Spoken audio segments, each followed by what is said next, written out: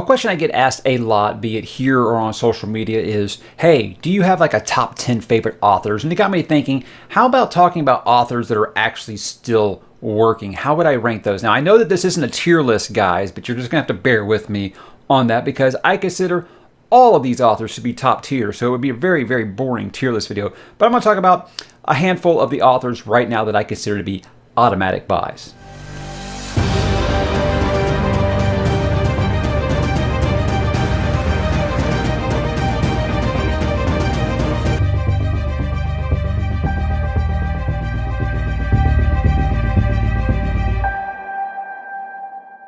Hey, what's up, bookworms? Mike back to talk about another little ranking video here. Like I said, I didn't want to do a tier list on this because I consider all these to be top tier writers. So I want to talk about power rankings. And what this means is I'm going to talk about 8 authors right now that are currently working, currently still doing stuff, that are putting out new material that even if I didn't know a single thing about the story, I'd be like, I'm buying it, regardless of whatever it's about. I'm buying it, and I'm going to read it. Now, I do want to say the reason that I decided to do this now is because I'm going to be reading a lot of new authors in 2021, and I would like to be able to go back and compare this now. You know, I'm going to be starting Malazan, I'm going to be starting Lycanius, I'm going to be starting Robin Hobb, I'm going to be starting all kinds of stuff, and I think that some of those authors are probably going to come onto my list of authors that are still currently working. So I want to do it now, like I said, to be able to gauge this time next year kind of deal, but also just to kind of answer some questions of what authors I just absolutely admire, and no matter what they put out, I'm going to probably get. Now, I wanted to say that the rules here are, like I said, it has to be an author that is still working. They obviously have to be alive to put out something new, although I know a lot of, Michael Crichton still putting out new books, apparently. Call me skeptical on that one. But still alive, obviously, still working. The big elephant in the room is going to be, for example, Patrick Rothfuss, George R.R. Martin. They aren't going to be on this list because when it's been a decade, I can't consider you still working. So if you're looking for George R.R. Martin, that's not right there. Why he is not there. But however, if Winds of Winter came out tomorrow, of course I would buy it. So it kind of seems foolish. It's just hard for me to include him in this when there are other authors I feel like that are working very hard and deserve the recognition. And that's what I'm going to go with here. Let's go ahead and start it off going backwards. Like I said, this is from number 8. And like I said, if your author is not on here, it's because either I haven't read them or maybe I just didn't like them as much as you do, to where I feel like I need to have a little bit of trust built up. These 8 authors have earned my trust and earned my money that no matter what they release, I'm going to buy. So that's how I'm ranking them here. Number 8, Michael J. Sullivan. I talked recently about how much I am enjoying the Right Era series, and I think that you would enjoy it as well. Yes, I have only read 4 of his books up to this point. I own 10 of them. I feel like he has earned my trust enough. I feel like his writing style is something that is easy to get into, to where I'm not too worried about in the future just being able to just not really get into what he's doing. He's got easily the best duo in modern fantasy, in my opinion, in Royce and Hadrian, and he just has such an inviting writing style that, like I said, anything that he puts out, I'm gonna trust him at this point, and I'm going to probably give him my money. Yes, I still need to get the Age of Legends series, but I said, you know what, $10 for now, that's good. Although, like I said, that's more of a fiscal issue more than a I don't trust him issue. I definitely trust the guy. Basically, all of the praise that you've heard for him is absolutely true. And the fact that he's just such a nice guy, if you email him right now and ask him anything, he'll answer it for you. He's just that engaging with his fans. And when you engage with your audience, it makes it impossible for me not to like you. So there we go. Number 7. This is actually kind of a cheat here because it's 2 authors. It's Daniel Abraham and Ty Frank. And I'm talking about James S.A. Corey in the Expanse series. The Expanse is one of my favorite shows on television. And so I started going and reading the books after that first season ended, and I was enjoying. This is the rare case where I don't want to read the books before the television series because I felt like it was ruining those big twists on TV. I think that is a TV series is every bit as good as the favorite show that you have ever had. It has all the twists, it has all the drama that you're looking for, and it has the smart thinking man's science fiction, and their books are no different. But as I've only read a handful of them, I can't say, oh, you've got to read the series. But what I've read, I trust them enough that not just Expanse books, but whatever series those two guys do together next, I'm going to get into it. I mean, I'm already buying all these Daniel Abraham fantasy books, and I haven't read a single one because they've earned my trust with what they've done together there. So, yeah, obviously, read The Expanse if you haven't. And I would say watch the television series if you haven't, because, while everybody's still whining about, oh, I wish Game of Thrones hadn't ended so badly, there is very good TV on besides Game of Thrones. Very, very good TV on. And I'll be talking about some TV here pretty soon. Number 6. This one might seem kind of low to fans of the channel here, and that is Jim Butcher. And it's hard for me to fathom that in December of last year, I had never read a single word by Jim Butcher, and now I would consider him, number 6 on my list of automatic authors. No matter what he puts out next, I'm going to buy it. And not just Dresden Files. I want to get into Codex Alera eventually. Again, I can't buy all these series at once, and I can only read one thing at a time. Obviously, I wanted to finish Dresden Files before I got into anything else, and now that I'm current on that.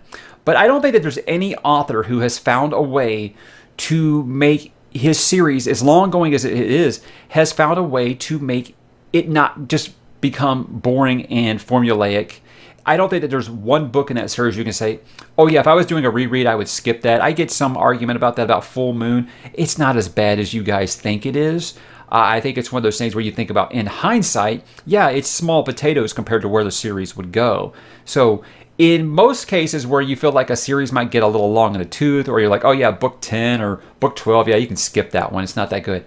I mean, there's people who argue that the series gets better and better, It's hard really to argue against it because it really does just have great moments. And I think that his characters evolve in such a way that they still feel familiar. He doesn't alienate any of his fans with this stuff, but he changes them enough to where it doesn't be like, yep, I know that this is going to happen, this is going to happen, this is going to happen.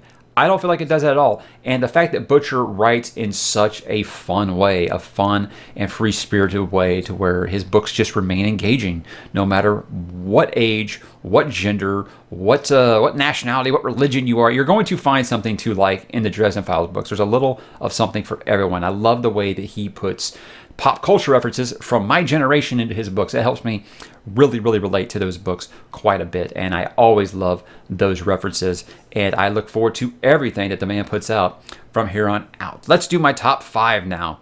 And again, if you've watched the channel, I don't think any of these will be a surprise other than maybe the organization of them all. Number 5 is going to be Pierce Brown. He is the author of the Red Rising saga. Now, I have talked in depth about why I love Red Rising and why I think you should read it. I think this is probably the most underrated science fiction series that is going right now. 5 of the 6 books have been released. Book 6 is supposed to be the end. Authors will always say that, and then when time comes, you don't really know. But here's the thing: if you just want to read just the trilogy, it's a standalone enough story that you're going to be fine if that's where you stop reading. But 4, 5, and 6 are, a lot of it's just a continuation, and it's very, very good. But obviously, if I've got this as my top 5 author that I would buy anything they put out right now, that's obviously going to be a big deal. Here's the thing: he's working on a fantasy series next. That's the rumor. So I am very interested to see how he approaches that medium, because his science fiction, I think if it's what I've told people is, if you mix Dune, Ender's Game, and Star Wars, I really feel like that's the kind of the crossover you're going to get there, because it's not the hard science fiction like an Expanse. It's not quite the space opera, quite like a Star Wars, and it's definitely not as philosophical as Dune, but I think it feels like it has all 3 of those things littered into it, and it just has some of the best characters that I have seen in modern science fiction. So it's a series that obviously I'm always going to recommend, and I can't say enough about it. I think I've probably got a couple hundred people to read this series just by my talking about it, and that's awesome. That's the goal there, is to spread the word of good and underrated books. But Pierce Brown he becomes a better writer with each book, and I think besides Joe Abercrombie, there's no one that's doing grimdark as good as him right now. And I've continually said that Red Rising is the first law for science fiction fans. And you guys know I love the first law. So if that isn't a high enough recommendation for you, I don't know what it is, but that's why anything that man puts out, I am going to read going forth. And the fact that he's such a swell human being, when I met him in person, really, really helped. I mean, there were maybe a couple thousand people at that book signing for Dark Age, and he didn't have canned responses. He didn't seem tired or exhausted. He was energetic. He engaged with every single person, and I said it was genuine conversation. It wasn't just okay, blah blah blah, and he signed the book and just get on. He would sign. You'd bring him 100 pieces of merchandise, he would sign it. No limit, anything like that. Really cool dude, and he talked to me for 10 minutes about Ender's Game while there was, a couple hundred people waiting behind me. So it was really, really an awesome meeting, and that, again, any author that really engages with their audience like that, I am a big fan of. But the fact that his story is so good and his written word is so good is the reason he's as high as he is on this list. Number 4, this is going to seem kind of low to people, Brandon Sanderson. Now, here's the thing. I don't think anything Brandon Sanderson puts out could be bad. I mean, even the stories I've liked the least, like Shadows of Self or Elantris, I still think are very, very good fantasy tales. I mean, the guy, no one puts out content as consistent and as of high quality as he does right now. He is the Lord Ruler for a reason. The dude is he's the wizard of the fantasy genre right now. I don't think anybody can argue that. Even if you don't like Brandon Sanderson's writing style or something, you got to tip your hat and respect what the guy can do. Obviously, I'm a pretty big fan here. The reason I think he's a little lower down for me is that it is very PG-13 fantasy, whereas I'm just a heathen and I like my violence and stuff like that in my books. So that might be why he's a little lower on there for me. But again, top 4 of authors that I'm going to buy, regardless of what they put out, I think that's not really as low as you guys might think it is. I just know that most of these lists are probably going to have Brandon Sanderson number 1. So I wanted to explain that there. But again, the guy he's a beast. He is automatic in that you're going to read a story, you're probably going to find many things that you like about them regardless. I think he is approachable for all age ranges. He is definitely just a connoisseur of the written word. And I mean, the guy, I think he did a Kickstarter and talked about it's going to include a novella that he hadn't even written yet, and it's already done. I think that guy could probably take a coffee break and write, like a 20,000 word short story for you. He's just amazing, the content that he puts out. I've heard he writes like 10,000 words a day. I mean, that's Tommyknockers level stuff. I mean, has he got the typewriter working for him while he sleeps? I don't think he sleeps. I think I don't know. He's absolutely, it's just amazing because you see there are a lot of authors that can put out that kind of content, but it never seems to be as high of quality. So if you're talking about the level of content plus the quality, I don't think it's tough to beat Brandon Sanderson. I mean, it really, really is. And that's one that he might move up before he moves down for sure on this list, but it's really hard because this top 3 I got for me right now, it feels like it's going to be tough to beat. Now, number 3 is going to seem like some recency bias to some people. For me, John Gwynne has written 5 perfect fantasy books. I've read 5 of his books, and I've rated them all 4 stars. I think that he is a master of characters. He cannot write a bad character, in my opinion. Even if you think that they are just way too clear-cut good and clear-cut bad, he does it perfectly. He isn't as wild about the gray characters, I think, as some people in the grimdarks. That's why I can't really classify them as grimdark. They're grit because you want to talk about body count? I'm out of fingers here. This guy's body count is insane. And you know what? It matters, and you feel it every time it happens because you're so connected to these characters, so connected to this world, the Banished Lands that he's created, that it's impossible. I mean, this guy is writing 1 700-page book a year, and you will fly through them in a matter of days because they're just that good. I hear people all the time, oh yeah, it was a real page turner. And look, I love Stormlight Archive. I wouldn't call it a page turner. You got to take breaks. You got to take some bites and chew your food with that. And I'm not diminishing Sanderson's work, and I'm not diminishing John Gwynne's work in that. I'm just saying it's very different. It's very different in that you can really speed run a John Gwynne book and not feel like you're missing things because there's no fat in his books. They are very lean and they're very to the point. And I don't find anything formulaic about him at all. I mean, here's the thing. He wrote a sequel series to The Faithful and the Fallen. That is the Blood and Bone trilogy that I'm reading right now. And I had my arms crossed at first. I was like, I don't know, man. I really like that crew and Faithful and Fallen. I don't know if I'm going to like these characters. And I did. I like the characters every bit as much as that crew. So I am taking a quick little break on something because just got a crazy schedule going on right now to before I finish up Blood and Bone. But he's got a new series coming out next year, and I mean, just what he told me in our chat that we had about the Bloodsworn Saga, I'm like throwing my credit card at the screen. I'm like, I got to get this. Because it sounds brilliant. I'm definitely looking forward to following this guy's career. And again, I can't thank Petrick on Goodreads enough for introducing me to this guy, because his hype was sky high for John Gwynne. What he said was he's my favorite fantasy author, along with Joe Abercrombie and Brandon Sanderson, two of my favorites. And I was like, well, how can I not check this out? But again, even with those expectations, exceeded them. Such a great writer, such a great story, and I hope you guys will check some of the stuff out if you haven't, because I can't say enough about it. For him to be a top 3 author for me at this point, that's just saying quite a bit. Number 2, I kind of just tipped my hand here. Joe Abercrombie, The First Law. Back when I first started this channel, I started doing Wheel of Time videos because I was reading Wheel of Time for the first time, and I thought I would like to make like some video diaries to go back to and reference, just because, this is a long series and I don't want to lose it. It was kind of like I always make notes while I read. But I thought, okay, let's just I got my phone here. I can just record these videos and go back to them. Never, ever expected to make a BookTube channel out of this. But the reception for those would say, oh, okay, I didn't even know BookTube was a thing. And then I started researching and saw that this was a big deal. So I said, okay, let me see if I can do something else besides Wheel of Time, or if it's just Wheel of Time that's getting the attention. So I started focusing on The First Law, which at the time is still my favorite modern fantasy series. And so I said, okay, let's see. And it got a lot of attention as well. And that's why I said, okay, maybe this channel can be a thing, and here we are. First Law is every bit as important to me as A Song of Ice and Fire was when I was first getting into the grimdark genre. And I think that's because I had read nothing but traditional fantasy at the time. I tried Wheel of Time back then. That's a long story, which I talked about right there. That's a long story. But it wasn't what I was looking for. I was at that age where I was like, I want something different. I don't want a Lord of the Rings clone. I don't want more Shannara or anything like that.